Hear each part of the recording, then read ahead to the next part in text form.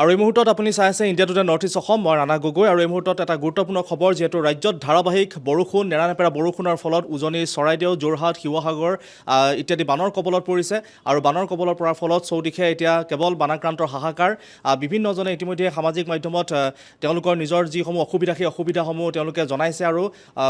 অসম চৰকাৰেও যৎপৰোনাস্তি তেওঁলোকে উদ্ধাৰ অভিযান চলাই গৈছে আৰু তাৰ মাজতে গুৱাহাটীবাসীলৈ এটা গুৰুত্বপূৰ্ণ খবৰ প্ৰশাসনে ইতিমধ্যে জাৰি কৰিছে এখন ৰাজহুৱা জাননী জাৰি কৰিছে আৰু যেহেতু গুৱাহাটী মহানগৰীতো যথেষ্ট ভূমিস্খলন হৈছে আৰু ভূমিস্খলনৰ ফলত এতিয়া লোকসকলক সজাগতা কৰাৰ উদ্দেশ্যে এখন জাননী জাৰি কৰিছে আমি আপোনালোকক জনাব বিচাৰিম এই জাননীখনত আচলতে কি লিখা আছে কোনকেইটা স্থান আচলতে অতি সংকটজনক হৈ পৰিছে আৰু সেই স্থানসমূহত লোকসকলৰ বাবে কি কি জাননী জাৰি কৰা হৈছে আমাৰ হাতত আহি পৰিছে এখন জাননী ইয়াতে স্পষ্টকৈ উল্লেখ আছে আৰু ইয়াতে দেখা পোৱা গৈছে আপোনালোকে যদি চাই তেতিয়াহ'লে দেখিব যে কামৰূপ মহানগৰ জিলাৰ গুৱাহাটী ৰাজহ চক্ৰৰ অন্তৰ্গত কেইবাটাও স্থানত ভূমিস্খলনৰ ঘটনা সংঘটিত হোৱাৰ ইতিমধ্যে যিসমূহ তথ্য আছে যিহেতু 366টাকৈ স্থান তেওঁলোকে চিনাক্ত কৰি উলিয়াইছে আৰু এই যিখন জাননী সেই জাননীখনত ইতিমধ্যে উল্লেখ আছে যে প্ৰথমতে তাত উল্লেখ আছে যে প্ৰশান্তি লজৰ পৰা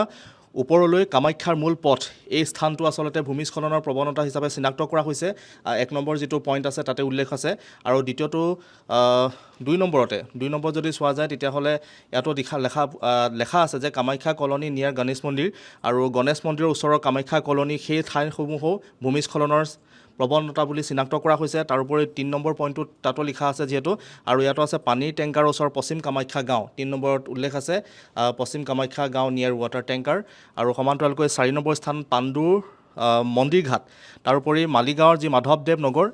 সেই 5টাকৈ স্থান ভূমিস্খলনৰ প্ৰৱণতা বুলি চিনাক্ত কৰা হৈছে আৰু এই স্থানসমূহ আচলতে চিনাক্ত কৰি ৰাইজলৈ এখন জাননী প্ৰেৰণ কৰিছে আৰু উল্লেখ কৰিছে যে নাগৰিকসকলক বিশেষকৈ মালিগাঁও পাণ্ডু আৰু আন পাহাৰীয়া অঞ্চলসমূহলৈ অপ্ৰয়োজনীয় যাতায়াত পৰিহাৰ কৰিবলৈ অনুৰোধ জনোৱা হৈছে আৰু কামাখ্যা মন্দিৰৰ মূল পথত সঘনাই হোৱা ভূমিস্খলনৰ বাবে যান বাহন চলাচল নিয়ন্ত্ৰণ কৰা হ'ব পাৰে যাৰ ফলত ভক্তসকলৰ দৰ্শনত পলম হ'ব পাৰে বুলি তেওঁলোকে জাননীখনৰ জৰিয়তে উল্লেখ কৰিছে আৰু এটা ফোন নম্বৰো দিছে যোগাযোগ নম্বৰ যদিহে কিবা বিপদ হয় বানপানী বা ভূমিস্খলন সম্পৰ্কীয় সহায়ৰ প্ৰয়োজন হ'লে জিলা দুৰ্যোগ ব্যৱস্থাপনা প্ৰাধিকৰণৰ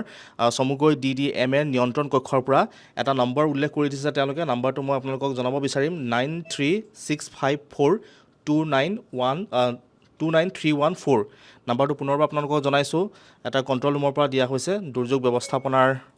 তৰফৰ পৰা জিলা দুৰ্যোগ ব্যৱস্থাপনাৰ তৰফৰ পৰা 9365429314 এই নম্বৰটোত আপোনালোকে যোগাযোগ কৰিব পাৰে পুনৰ সেই স্থানসমূহ আপোনালোকক জনাব বিচাৰিছোঁ প্ৰশান্তি লজৰ পৰা ওপৰলৈ কামাখ্যা মূল পথ তাৰোপৰি গণেশ মন্দিৰৰ ওচৰৰ কামাখ্যা কলনী পানী টেংকাৰৰ ওচৰৰ পশ্চিম কামাখ্যা গাঁও পাণ্ডু মন্দিৰ ঘাট মাধৱদেৱ নগৰ মালিগাঁও স্থিত মাধৱদেৱ নগৰ এই স্থানসমূহত আপোনালোকে অপ্ৰয়োজনীয়ত নাযাব নাগৰিকসকলক বিশেষকৈ মালিগাঁৱৰ যিসকল বাসিন্দা পাণ্ডুৰ যিসকল বাসিন্দা আন পাহাৰীয়া অঞ্চলসমূহলৈ অপ্ৰয়োজনীয় যাতায়াত পৰিহাৰ কৰিবলৈ অনুৰোধ জনাইছে তাৰোপৰি কামাখ্যা মন্দিৰৰ মূল পথত সঘনাই যি ভূমিস্খলন হৈ আছে যিহেতু দেখা পোৱা গৈছে 19 জুলাইত যিহেতু দেওবাৰ দিনটো দেখা পোৱা গৈছিলে খাৰঘুলিত এখন ভূমিস্খলন হৈছিল এখন দেৱাল খহি পৰিছিল আৰু এয়া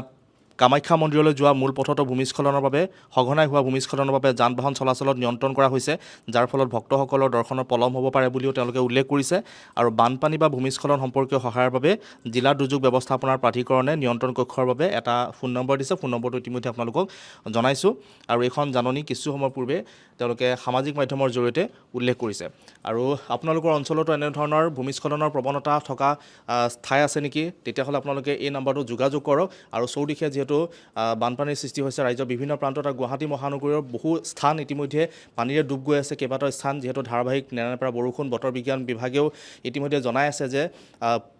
প্ৰবল বৰষুণ হোৱাৰ সম্ভাৱনা যিহেতু আছে আৰু সেইবাবে সতৰ্ক কৰি দিয়া হৈছে আপুনিও সতৰ্ক হৈ থাকক অনাহকত বাহিৰলৈ নোলাব